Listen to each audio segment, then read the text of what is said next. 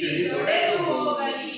ಸ್ಮಶಾನದಲ್ಲಿ ಪ್ರಜ್ವಲ ಪಚಿತೆಯೇ, ಓ ಚಂದ್ರ, ನಿನ್ನ ಪ್ರೇತ ಜ್ಯೋತಿಯನ್ನೇಕೆ ಬೀರುತ್ತೀಯೇ?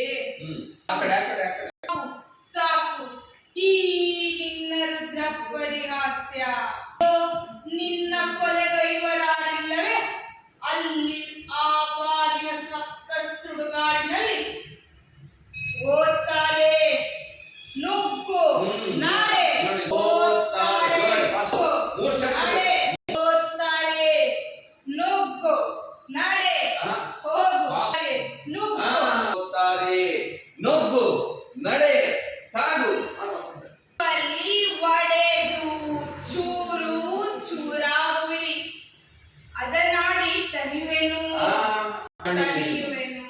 ಅದನ್ನೋಡಿ ಅಂದ್ರೆ ಅದನ್ನು ನೋಡಿ ನಾ ತಣಿಯುವೆನು.